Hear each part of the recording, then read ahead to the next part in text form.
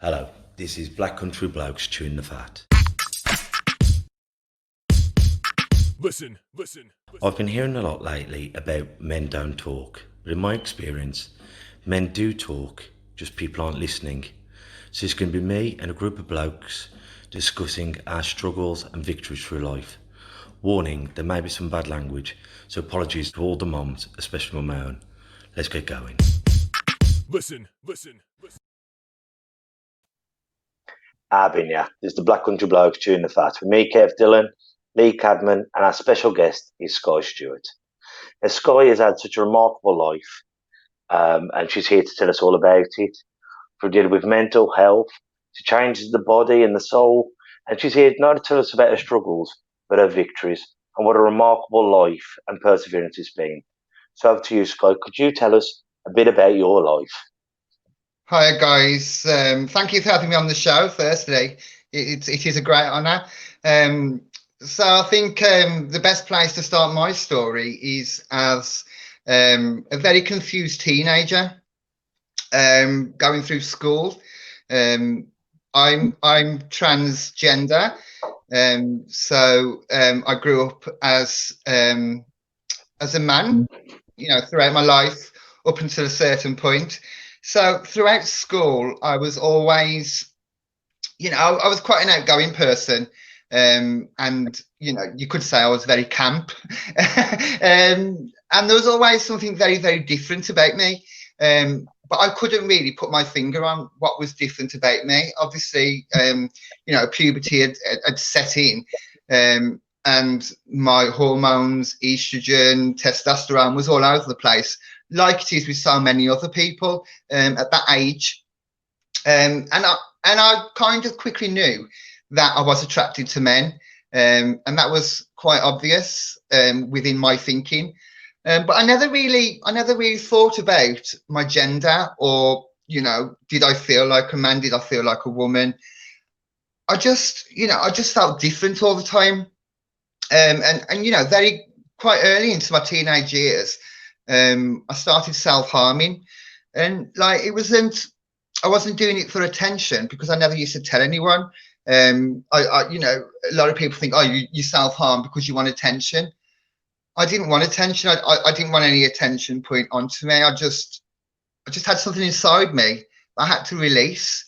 And I mean, my self-harming was very superficial. It wasn't like I was having to go to A&E or anything like that. It was just, I had scratches, really. And I was still I was really struggling. I didn't really get what I was about. I was questioning my identity. And I just felt like I didn't really fit in, fit in with the world. And there was, within my own year group, I was very much respected, and I was a bit of the class clown, and a bit of a naughty child, if you can put it like that. But the years above me I would get bullied, and I had my arm broke. I was took up an alley and had my arm stamped on till it was broke. I was forced to go on a roundabout and span that fast that all the blood vessels in my eyes popped over the park. Bloody hell. Yeah, it was horrible. Like, it was, my life out of school was not the best at all. Even though I had a very supportive family, I come from a very loving home. When I was walking the streets, it was constant that I was getting abuse for being gay, but I hadn't actually come out. So that kind of, it sent me away from wanting to be around men. I always hung around with girls. All my friends were girls. I had very few male friends, really. So that was kind of my school life. And I used to make excuses up not to do PE because I wasn't confident in my body. And I obviously knew I had body image issues, but I didn't know it was because of gender identity. I just didn't want to get... Can I ask a question? Sorry, Skye. Yeah. When you're saying that must have been so difficult for you, being attracted to men, but at the same time being scared and wary of men. Yeah, definitely. It's. I was never attracted to anyone in my year group or in my school. I can quite honestly say that. But it was, yeah, because that's what I thought most men were like, you know. And even though I had, you know, positive role models as men, you know, my sister's boyfriend, very positive man, and you know, they was quite a bit older than me, because it's like 14 years difference between me and my sister. So like obviously she'd got children when I was younger, and you know, so I mean he was a very nice guy, so there was never any negative, you know, aspects of men. My dad, I've always got on with my dad, you know. I've never saw anything that, you know, give me that image that men was, you know, horrible. But it was just the men of my age group that kind of, you know, completely put me off. And that's probably why I was never attracted to any of them, because I just found them, you know, so immature, really. And so from then it was just like, when I went out into, you know, the world, I got a job and, you know, went out into the world, it was a completely different thing. And you know, when I came out as gay to my parents and my family, there was no qualms about it. It was very much accepted, and something that they already knew. And they didn't really need me to tell them. And as soon as I left school, I come out, and you know, that was half of the battle for me, you know, coming out as gay, which but I knew my family would accept me. You know, that wasn't never going to be an issue, because you know, when, I'm sure we've all sat round in, you know, living rooms when we're watching telly and stuff like that. I mean, I've never heard my mum, my dad discriminate against anyone, really. You know, I think they're quite, even though they're, you know, a lot older. I mean, my dad was like, I think he was nearly 40 when he had me. My mum was 37.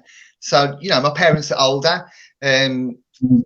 So, you know, a lot of people say, oh, it's a generation thing, whereas I never saw that generation thing, because my parents were of that generation, an older generation, but that I still never heard. It was like, we never heard discrimination in our house. And I think that's, you know, that really set us up for our future, really.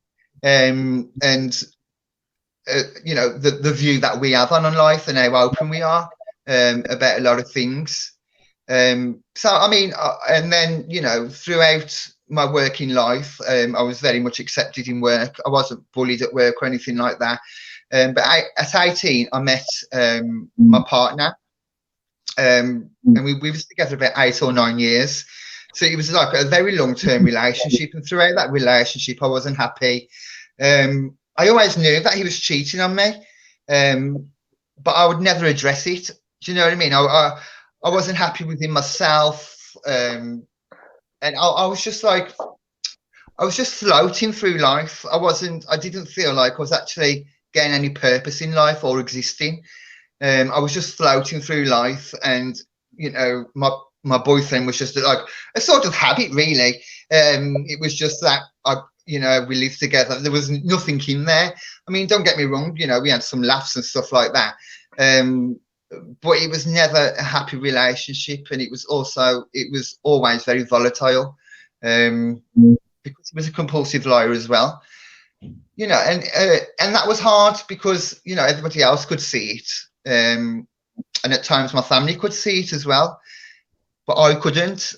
You know, and even though I very much knew that he was cheating a lot, and even when I was sleeping, he would be cheating. Do you know what I mean? And I always think to myself, like, how can you get away with that? Like, when your partner's in bed and you know you've got someone downstairs and you're cheating on them, like, how can you get away with it? But you know, when you're like in such a deep sleep, you can't get away with it, and that's what he did. He knew I was a deep sleeper. But throughout the relationship, I just felt like it wasn't going right, and I felt like it wasn't what I wanted either. And there was always something missing.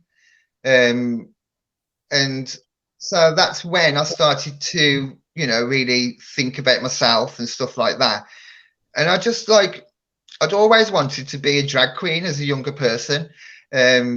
You know, and I was fascinated by Boy George when I was young, and Julian Clary.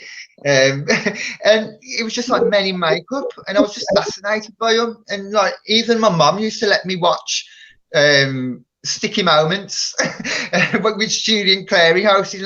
And really, I was too young to be watching stuff like that. But I was just like fascinated with men in makeup.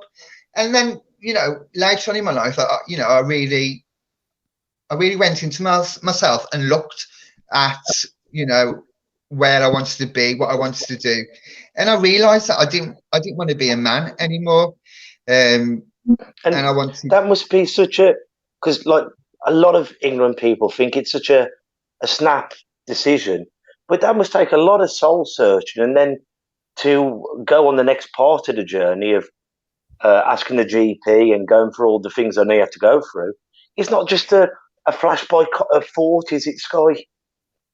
No, and it does take a lot of soul searching and a lot of thinking. It's a life-changing decision, and especially to go to the point that I've been to. You know, there's no coming back from any of that, which obviously I'll talk about in a bit. But it wasn't just an overnight decision. You know, it was something that I had to research, look into, and make sure that I felt right. And you know, the first time I started dressing as a woman, it just felt right. It wasn't anything sexual or anything like that. It was just, you know, the women's clothes was what I felt, you know, and presenting as a woman is how I felt. And it was kind of it was kind of enlightenment, really. And it really, you know, centered me. But obviously I had a full-time job. I was working in learning disability setting. I couldn't just transform overnight and start living a life as a woman. There was a lot of procedures, and you know, it's you know, really hard within those settings, within mental health settings, within learning disability settings, because at times they target your weaknesses to try and get a reaction, or you know. But so when I decided that I was going to transition, I always knew that I wouldn't transition in work. So I mean, I was having a lot of time off sick because I was very depressed. I was very stressed all the time. I was having a lot of time off sick. It was going down disciplinary route, and I just like said it in a meeting. I said I'm transgender, and from that moment on, it was like I've actually admitted it, and I can move forward. So the 1st of October, I set a date, the 1st of October 2010, that I was just going to do it. Like I handed my notice in at work, and I was just going to do it, and that's what I did. I just, you know, the night before, I threw everything away, packed it all up, got all my new clothes, you know, and it was like a fresh start. Like the 1st of October 2010 was, you know, was going to be my fresh start. And that's what I did, you know. And the night before, like, I was so nervous about presenting as a woman full time, even though I'd been out a few times. It was always mainly at night times that I'd been out, not through choice, but just because of working and stuff like that. And obviously the time of year, it was always dark when I went out. Were you like, sorry to interrupt you, was it like the thoughts of the bullies not going to accept you? Was that creeping into your mind? Was that a part of it at all, or? Yeah, definitely. Yeah, you know, I'd been bullied a lot, as you know, in my teenage years, and obviously that did, like, kind of, it's always going to play on your mind. And there had been comments towards me as an adult as well. So that was always going to play on my mind, and it was always something I would have to overcome to get rid of those thoughts. Otherwise, I'd just live a miserable life, really, like living as a man. I don't think I'd be here today if I had to continue living as a man. But my mindset was like, you know, I've kind of been a victim as a man, but I will never be a victim as a woman. And my mindset changed. Like, if I've got to fight, I've got to fight. Do you know what I mean? Like, I'm not going to let someone come and rag me up in the street, or, you know, try and beat me up. I'm not saying, you know, I'm bloody Mike Tyson, but, you know, if I'm going down, I'm going down fighting. And that was my mindset, and my mindset completely changed. So, like, I was confident. I was confident going into it because I felt so good in myself, and I was confident that this is what I wanted. And I did have, I did have support and stuff like that. I was confident to move on in my life, really, and move forward. And I mean, like the first appointment with my GP saying, I think I'm, transgender. It was hard. It's not easy just to, blurt it out like that. And then going into, I was referred to, a psychologist, which is the next stage. And the psychologist then says, oh, yeah, you are transgender. Then you're referred back to your GP, and then your GP refers you here. So it's a very long process, and so it should be. I think it could be shorter, but I think the process is important because there is some people out there who do start to transition, and they don't want to go through with it, and that is fine. Do you know what I mean? That's their choice.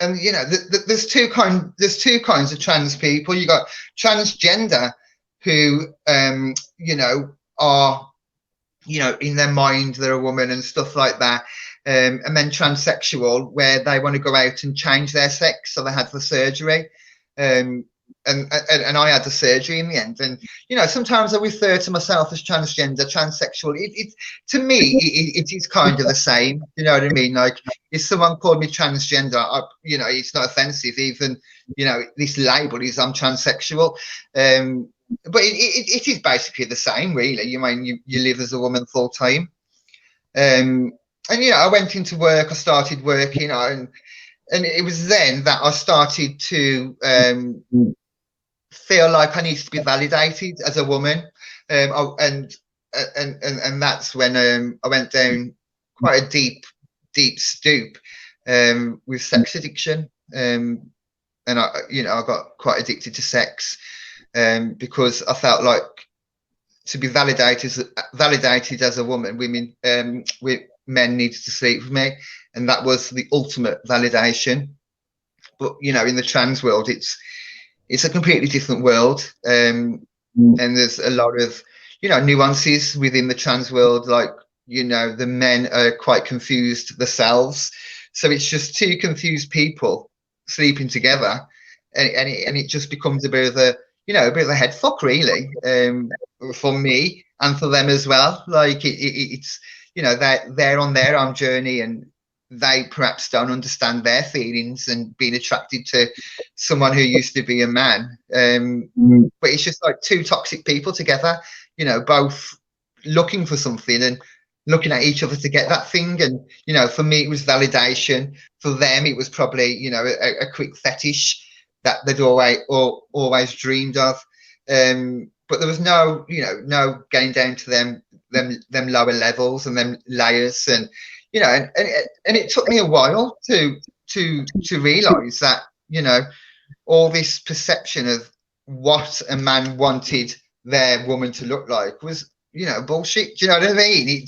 It's to be a passable transsexual, you have to wear this, you have to wear that. And, half the time I was just sitting around in my onesie and it's just like, and then they're talking to you and you're like, what you're wearing, this and your that. And it is, for the men, it is very sexual. And I'm just sitting there in my onesie, drinking.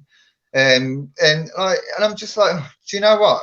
You just, and it took me like 5, 6, 7 years to get to that stage in my life where I could just say, do you know what? I don't actually need you. Like, you're not validating me. You're making me feel worse. And that's a real big step to overcome, isn't it? Whether you're transgender, straight, gay, lesbian, not to find validation in how someone necessarily uses your body, but how you feel in your own soul. Definitely. And I mean, I think like I say the transgender of my era, we all kind of developed together. We all kind of transitioned in the same time. And we all went through that same journey of this, especially all my friends are attracted to men, and none of them are attracted to other trans women. Or there is diversity within the trans world, And we all went through that journey together, and we all look back on it together, and we say, why did we actually live to men's expectations? Why did we let them abuse us in that way? And even though we was at times we was enjoying it, we was enjoying the attention, but why did we let them dictate to us, like, you have to wear this, and real women do this, and real women do that?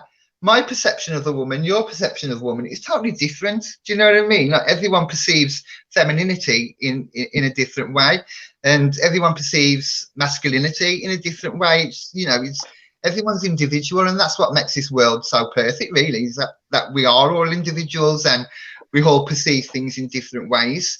But as a happily married man, my Kate doesn't always walk around in stockings and suspenders. She's always in a comfies. Exactly. You know what I mean? And for such a macho bloke like me, I'm first to admit I'll sit on the settee and have a belly full of crying. So, what makes a man? What makes a woman? We are just people, aren't we? Yeah, definitely, and I think that's really important. And I think it is very daunting at times, but there is always light at the end of the tunnel. And I've been on this journey, but everyone's been on their own journey, and everyone gets different things out of life.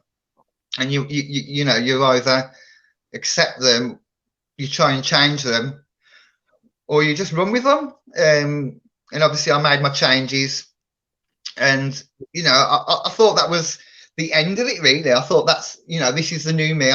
5 years into my transition, I'd got the letter to say that I could have surgery, and then I remember going up to London 6 weeks before my surgery, and there was like, "Oh, you're overweight." And I was like, "You're mad? Why are you saying I'm overweight?" I looked in the mirror and I thought, "I'm overweight," and I was like, and there was laughing at me, and I was like, "Are you being serious?" And there was like, "Yeah, you're overweight." And I says, "Are you mad?" I says, "I held the weight." This is, you've got 6 weeks to lose some weight. They never said how much. So for 6 weeks, I was working in a pub at the time, and I was a DJ there. And it was really hard, but I never drunk. For 6 weeks, I carried on smoking, which is naughty, really. I should have stopped. And all I lived on was jacket potato, tuna and cheese. That was my life for 6 weeks. So I could lose a bit of weight, so I could have this surgery. And, traveling up to London on the day of the surgery, it was the 1st of June, 2015.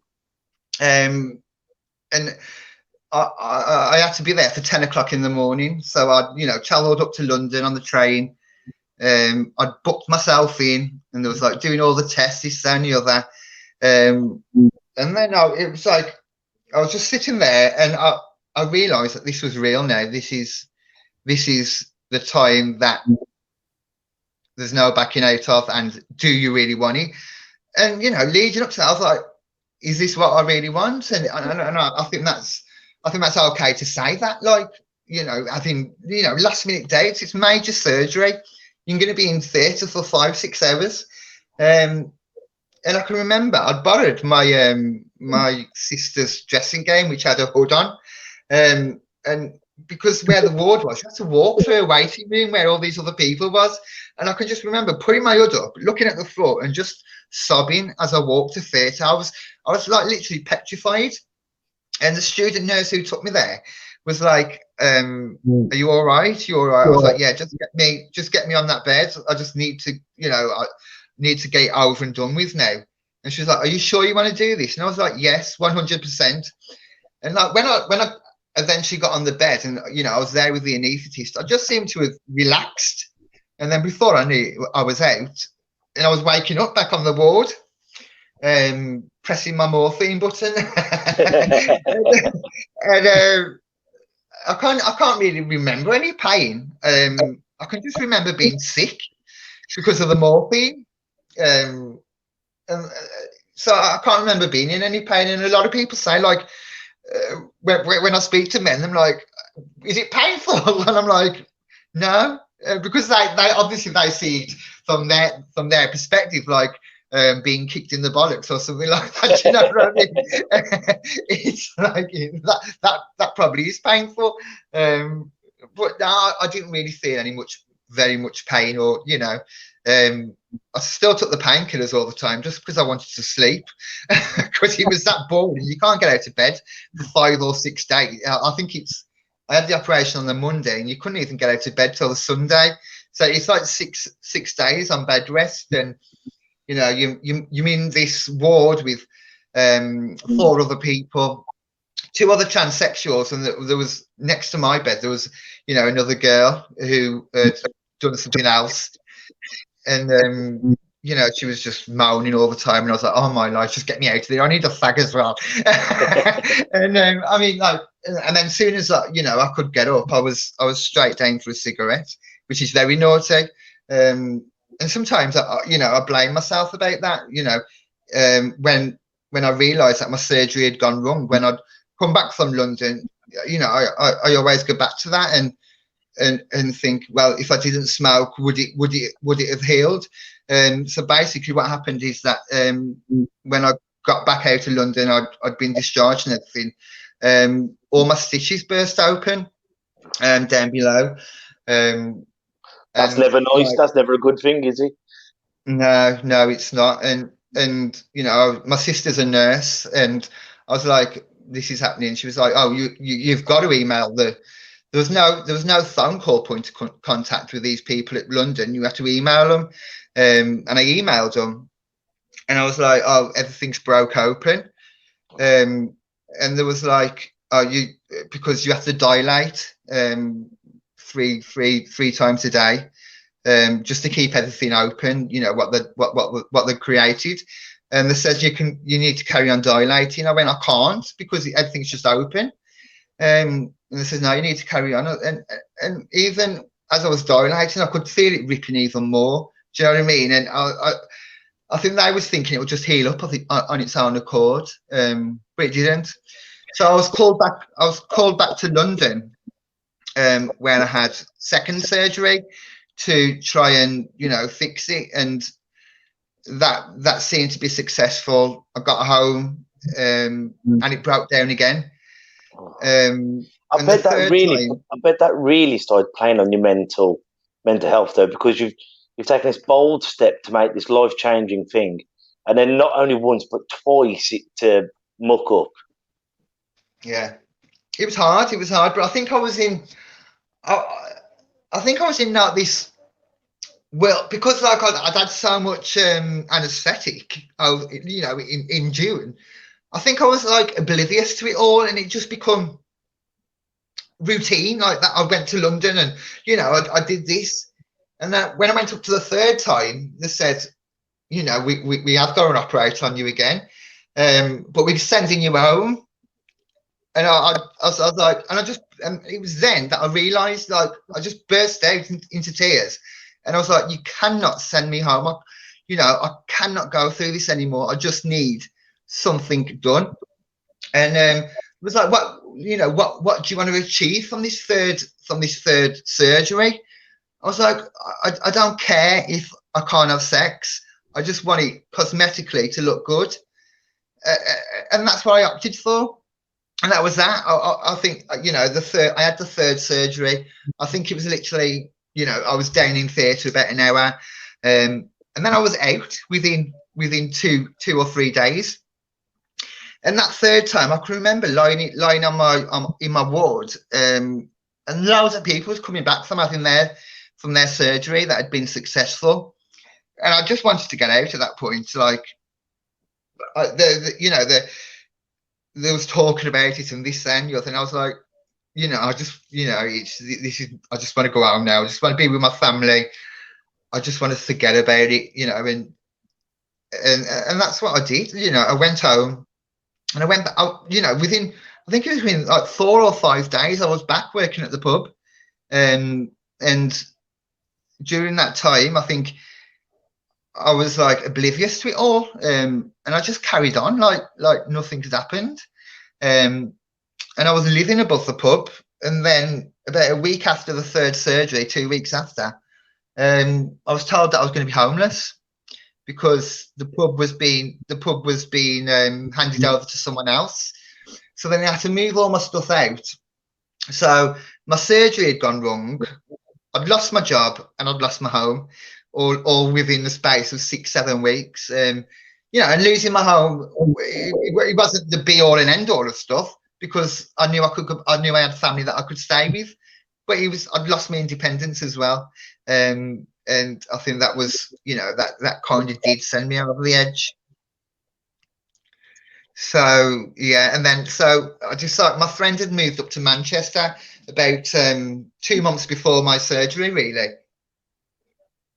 So I decided I was going to go and live in Manchester, and that's what I did.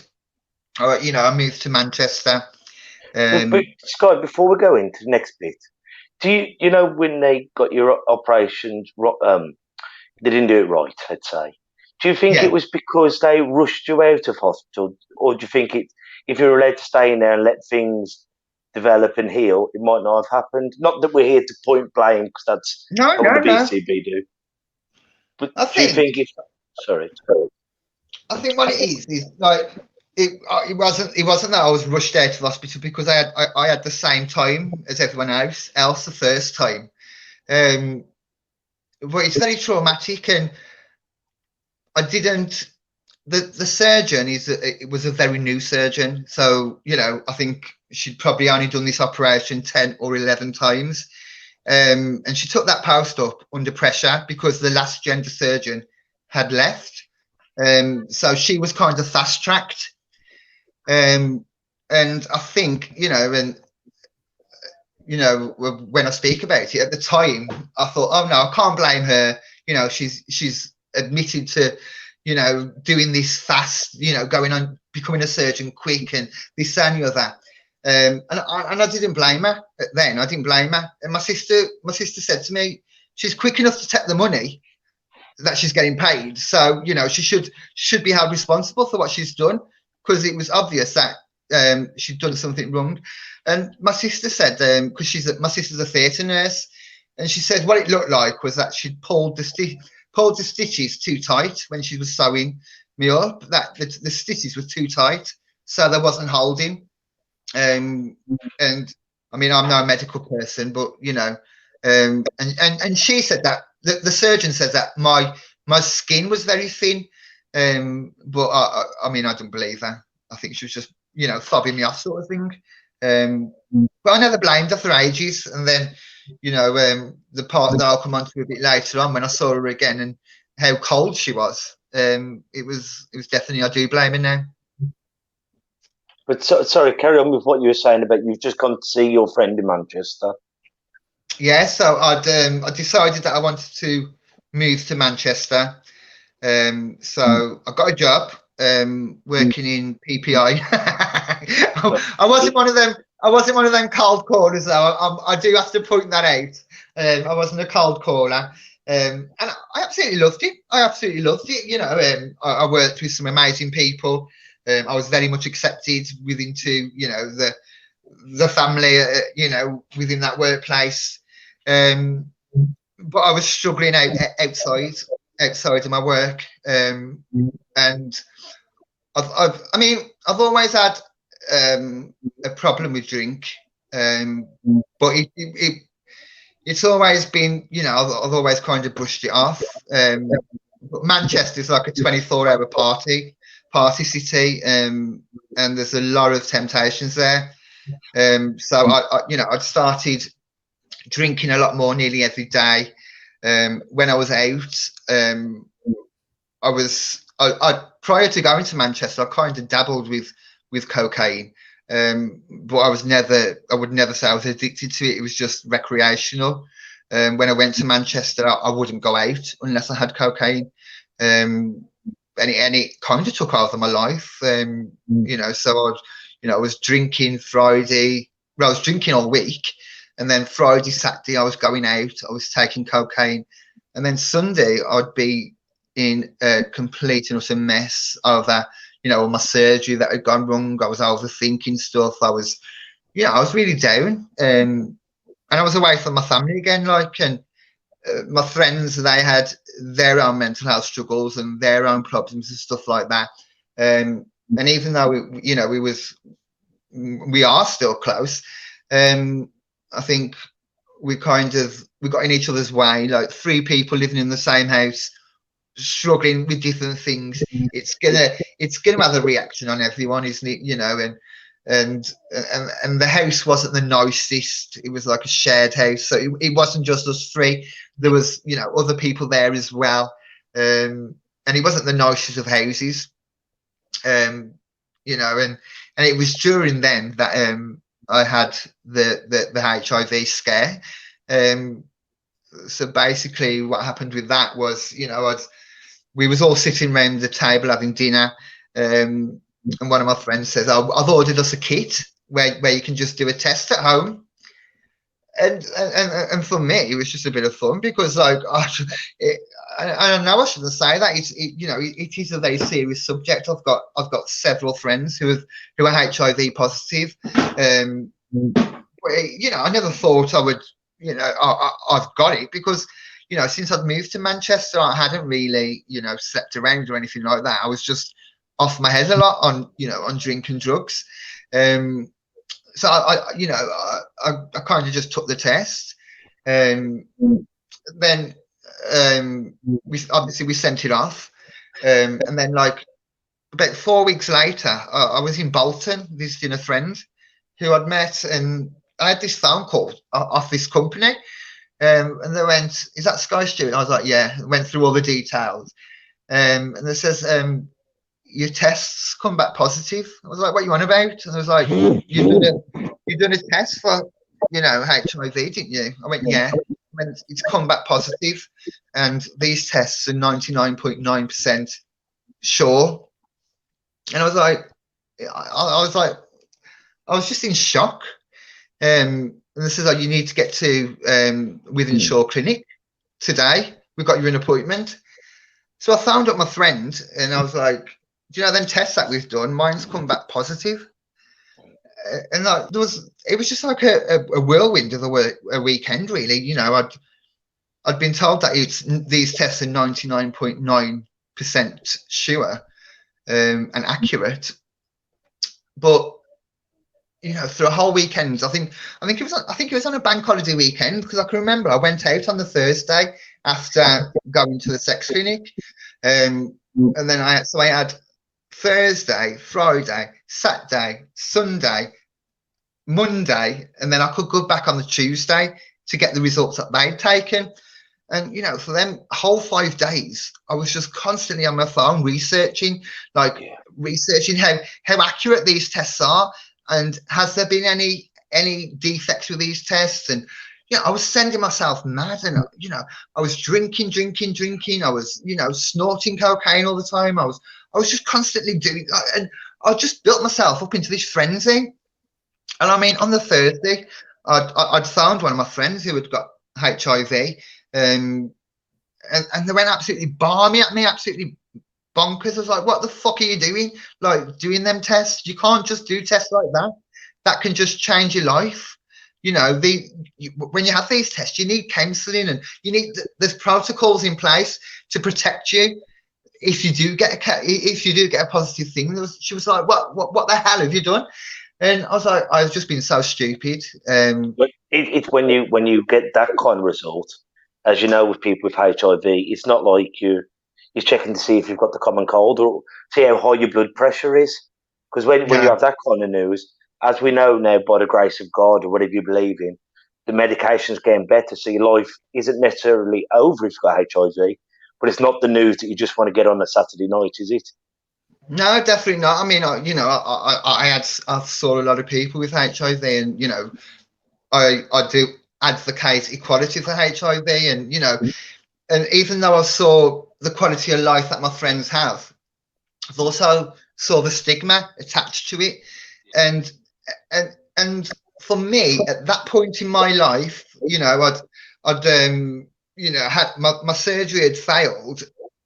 At that point in my life, to have HIV on top of that, was just unimaginable, and something that I couldn't even think about. Like, there was, if I'd made plans if that test come back on Tuesday that it was positive, I wouldn't be sitting here now, because I just couldn't see a life beyond that. You know what I mean? And you know, for that whole 5-6 days, you're there questioning everything in your mind. You know, who have you slept with? You know, and about 6 weeks before, I picked up a guy in that had just come back from Africa. He was an army guy, and he'd just come back from Africa, and we'd slept together. And I thought, that's got to be it. He's just come back from Africa, and it's so random. You're just like blaming everyone, and you're trying to think about who they slept with over the past year, and even like, because I told my sister straight away, I've got a really good relationship with my sister, and she was like, "But you're always so careful, aren't you?" And I was like, "Yeah." And even as a man, right the way through my transition, I've always been like, that is like important in my life. Protection. That's like that. That's what I like pinpoint. I mean, I've always been safe, and I've never really done risky behaviours in that way. So I honestly couldn't believe it. Like, and But deep down inside, as you say, your mind, when you're in that rabbit hole, is pointing in every direction, and not one of them directions is a happy direction, is it? And that's when the blues, myself, when you're waiting for these results, and and you get on the internet, you do this, you do that, and it's the worst thing you can do, because it just makes things 10 times worse. But every time I'm waiting for results with regards to it, I'll do the same thing again. It's a rabbit hole as well, isn't it? You just keep going back to doing it.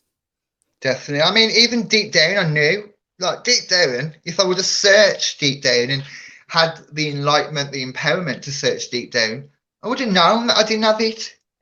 And like, I would have known, because your body, and and now I'm in a place where I'm very in touch, I'm very spiritual, I practice wholeness, and I'm a very wholesome person, and I live in the moment and live in the power of now and stuff like that.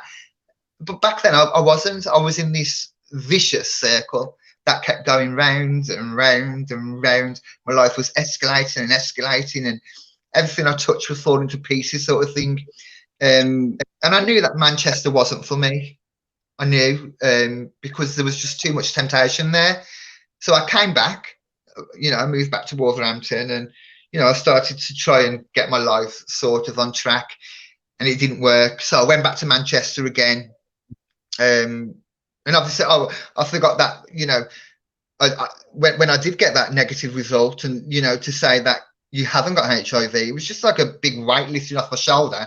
But I still had a problem within myself that I had to face around the surgery going wrong, and it took me so long to accept it. I mean, and I went deeper into this hole where I was getting suicidal thoughts all the time, and if I was drinking, I was self-harming, and doing like just stupid stuff, and I just lost it in the end. Basically what happened was, I was working in a children's home, and I walked in to find this girl had tried to hang herself, and that was just it then. I mean, I'd worked in mental health all my life, most of it, like 18 years, something like that. I'd worked in mental health, learning disabilities. I'd seen a lot of stuff. I'd seen a lot of horrible stuff as well. I'd worked in acute setting. I'd worked in forensic, but seeing a kid do that to herself, it just blew my head completely.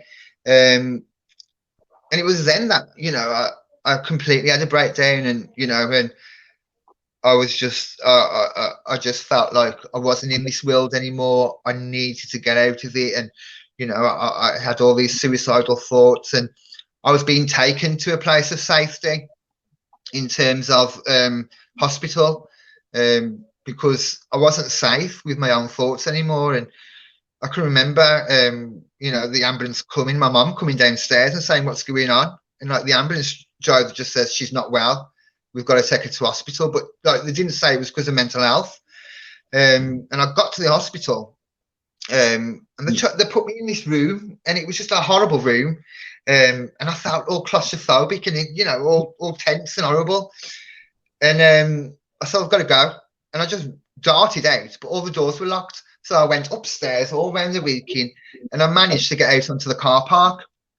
And then the next thing I know, I'm being wrestled to the floor by like 3 security guards. I was like, what's going on? I said, I'm just going home. I went, you can't go home. I went, I can. I said, I'm not under section. Like, you haven't sectioned me. I'm, I know my rights, sort of thing. I can go home. So they says, you need to come back with us after they wrestled me to the floor. And I was like, okay. So I went back in and I said, I want to be discharged. The nurse was really horrible, vile woman. Because that and I think, in A&E that they're not really trained for mental health. And, I saw that throughout my life in terms of when I've took service users or, residents into hospital who have got mental health or learning disabilities, they're not treated the same. And that's very obvious. And I'm sure, a lot of people who listen to this who have got children or or family members who have learning disabilities or have severe conditions in terms of mental health or learning disability or cognitive disabilities. They can see the difference in the care that they get, and that kind of put me off A&E really. So I'd reached out for help, but I didn't get it. Well, could I just jump in on that, Skye? Yeah. I say there's so many people I talk to in that same experience going into those facilities, and they've been put into a room with one-on-one, and that person's just sat there, not engaging with the necessarily mentally poorly person. Just sat there, and I thought, what's the worst thing we can do to a prisoner in this country? Solitary confinement. But if you've got that caring soul who's in the room with you, he can bring you out of it. And as you said, like going into you're not safe with your own thoughts, you don't need help, then to get in there and then to be tackled, that's instantly another form of trauma on top of it, isn't it? Yeah, definitely. And I mean, I've been that person who's been on the one-to-one observation. Like I've been on the other side of it. I've saw it and I've helped people, and it's just sitting there looking at someone, staring at them. That's not therapeutic. That's not anything, is it? A conversation can be about anything. It doesn't have to be about your mental health. It doesn't need to be about your thoughts. It's just a conversation, like anything. Like how many sisters you got? Like, what's your favorite bag of crisps?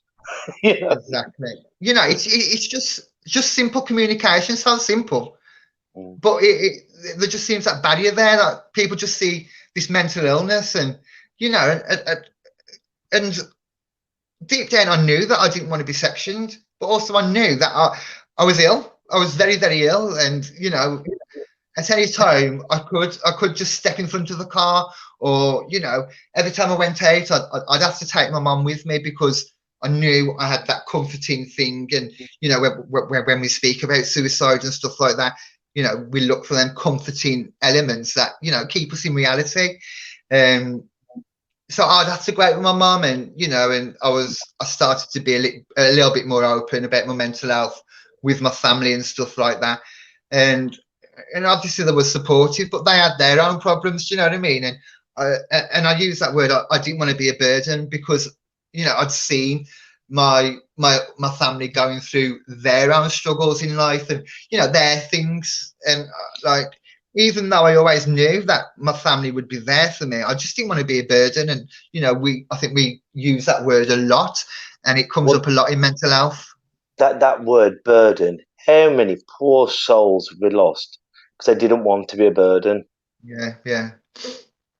It's just coming back into the modern day, like how many I saw a tweet by London Ambulance that I think suicide is up by, I think it's about 25% from this time last year, because people are not getting the services.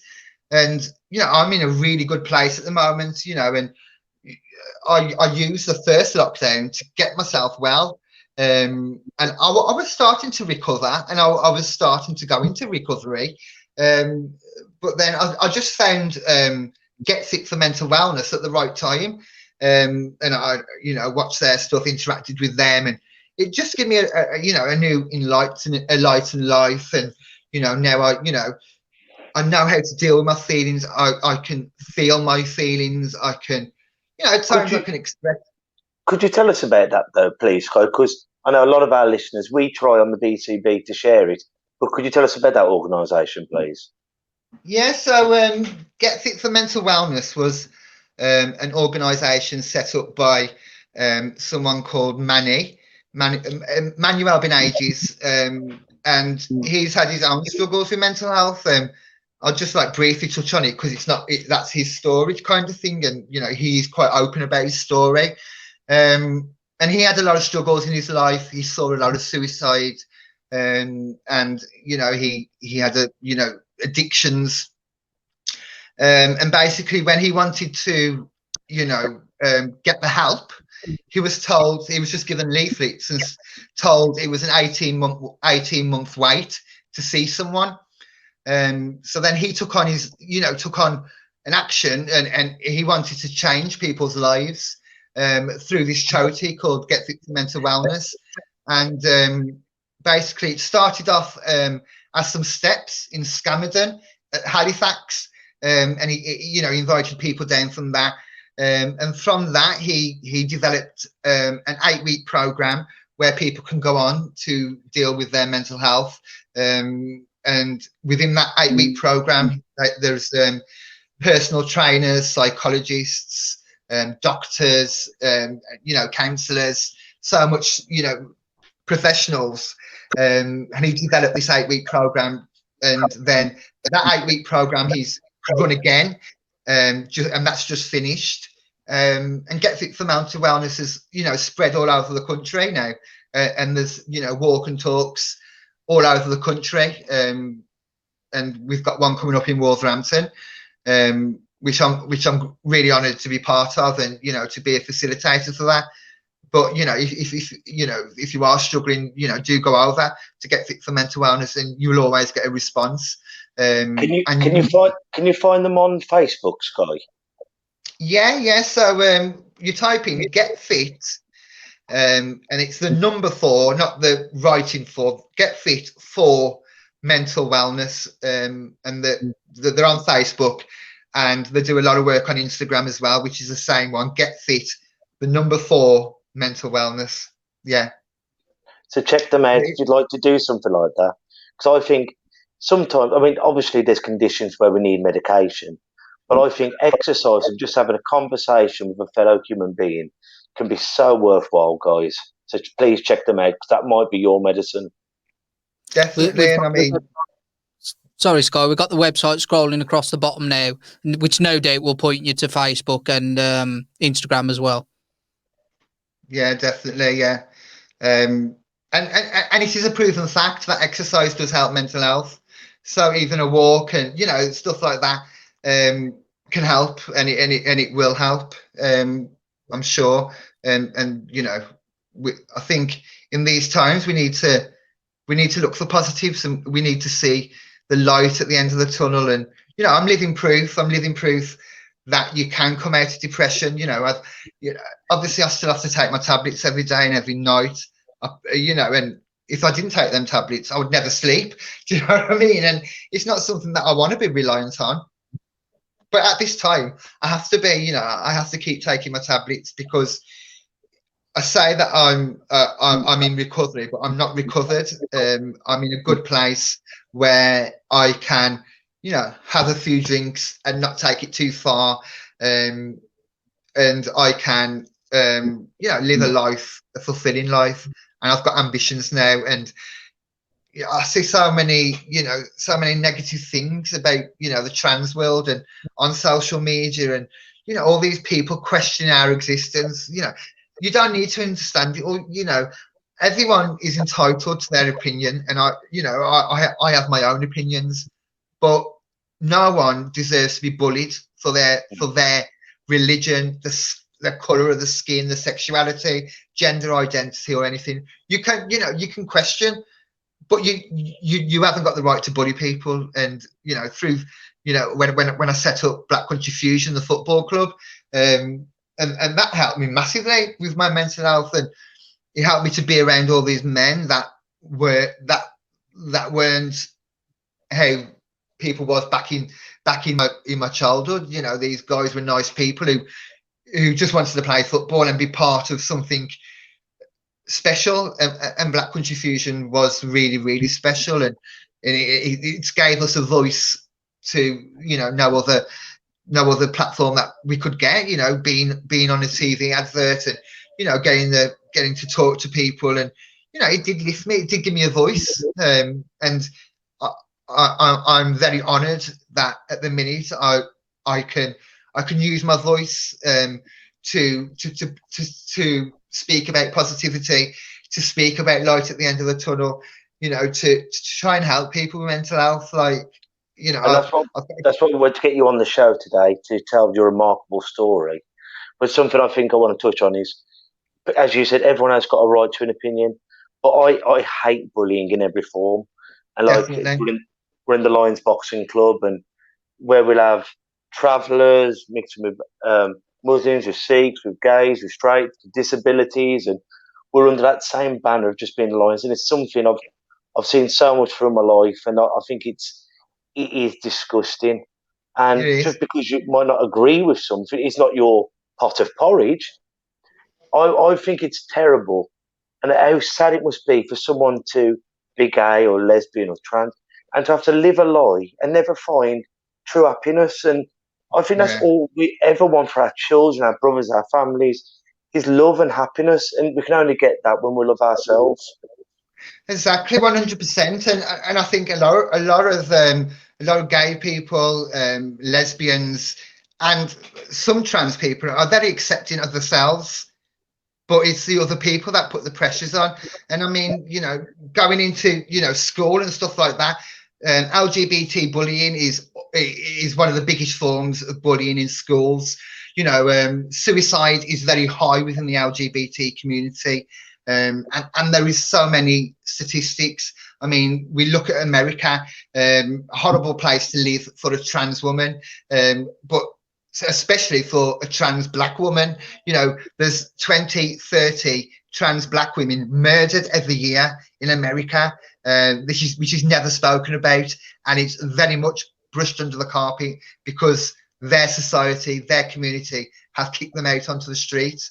And, you know, these people who are fighting for equality for black people are the ones that are killing their own people and putting them out on the street because they see, you know, trans as a mark on them.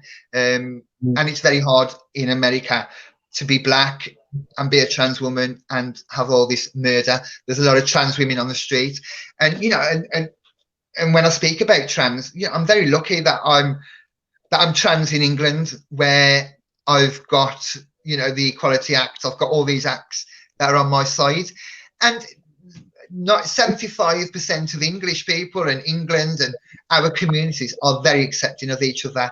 We just want to live a life in peace and, you know, happiness. And but it's the 25% that have always got something to say, or, you know. But, you know, even a comment on Facebook can send someone into deep depression, and they could end up killing themselves. Just one comment. You know, it's just so horrible that we live in a social media world, and I'm the worst. I'm always on social media, and I'm always seeing stuff. But we have to educate people and say, look, these words do cause harm, you know, and that old saying, sticks and stones may break your bones, but words will never hurt you. They hurt you, and they hurt you bad, and they hurt you worse. I heard that. Sticks and stones might break your bones, but words will never. What is it? Words will never hurt you, Hurt you, but they yeah, might. yeah. But they might cripple you. Someone said that Exactly. to me. They might cripple you because, yes, it might not hurt you, but that could be that catalyst to do something atrocious, either to someone else or to yourself. And then, Yeah. if when someone takes their life, it's not only that life that's been taken; it's the son, it's the mother, it's the family in that circle. So next time you go to write something, or just think, God forbid that was your son, your daughter, or one of your loved ones, and that to you might be a throwaway comment. That comment could cost someone a loved one. So instead of Yeah. writing something, just sit down and have a moan if you need to, but don't hurt someone, because them words can kill. And they do as well. You know, and we're always reading about that. There's so many teenagers that are, you know, not just LGBTQ, but, you know, being bullied for whatever reason, and are going out and, you know, trying to commit suicide, or, you know, going down a sticky route, maybe turning to drugs, drink, and, you know, at such an early age.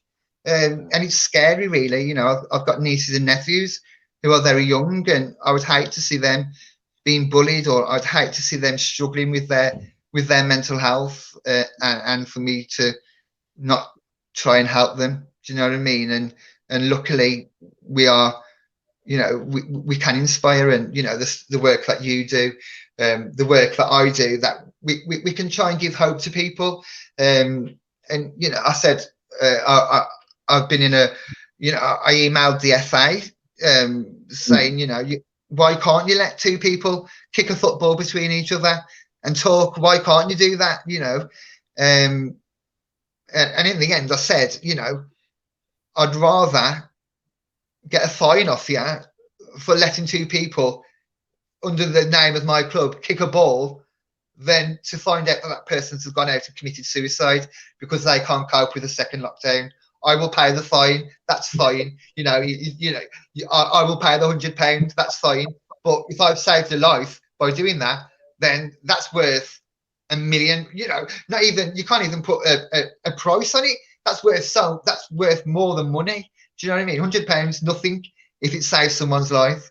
But like, I know in the boxing world and with gyms, the problem is it's a £10,000 fine, and I mean that's ludicrous. But I'm going to step away from that conversation because I know so many people in the boxing world are furious about that, and we haven't come on to talk about fines and fighting the power. We're here to unite instead of dividing. We're here to unite. But exactly, Lee, have you got any comments you'd like to ask Skye? It's absolutely fascinating listening to you, and I think we all need to remember it's okay to have a difference of opinion, but don't slag that person off because they have a different opinion. Listen to it, and maybe you'll come round to their way of thinking. Maybe you won't, but there's no reason to bully them over that. No, I fully agree with you. Yeah, ultimately, if we all agreed on everything, it'd be really boring anyway. You know, let's have conversations and different opinions in those conversations. But there's no need to get malice involved. No. I've seen it a lot on Twitter just because of the presidential election, and you just read some of the comments that happen because of that, and you know, it's a throwaway comment to people, and you're just thinking, well, there's no need to be rude or mean about it. They don't think like you do. It's simple as that. Definitely, I think we've all got opinions and whatever else, but you can't bully people through it because them words are very negative, and we don't want to live in a negative life. And we just want to empower people, and I think that's what we need to do around mental health is get rid of that stigma, and let people know that just because you're diagnosed with a mental health, it's not the end of your life. It's just a hard time at this moment. It's very hard at this moment, but there is hope in the future. You can get out of the tunnel, the dark tunnel. You can see the light, and may that however you find your light, that's unique to you. Like I found my light through spirituality and Buddhism. I read Buddhism, and being present in the now, and burning incense and saging and doing stuff like that. That's how I found my light, and that's very individual to me. And that's my savior. Do you know what I mean? Like that's what I've done, and I've found a group that I can get on with, and their ethos it's like mine sort of thing. And you found yours through boxing, and there's so many different ways that you can find your light. And everyone has to go on their own journey and find their own light. But there is always light at the end of the tunnel, and there's always someone there. You're never alone. And I mean, because that is lovely. There is light towards the end of the tunnel. But halfway through the tunnel, you can't see it. Just keep pushing through it because the light's almost around the corner. But let's talk about like You do your football, which I think is remarkable. You do your work with Manny, but you're also on the radio, aren't you? On our favourite Wolverhampton station, WCR FM, which me and Lee Yeah. have been on twice now. Once on Skye's show, which is about football and mental health. So tune in. I've also been on Chris's. So would you like to tell them a bit about that, please, Skye? Yeah, so I think it was just after the Cardin advert come out, I was offered to present the sports show on WCR FM. And I've never done radio before. I've been a DJ and I've, spoke publicly a lot through equality in football, but I've never hosted a radio station. And I couldn't turn it down.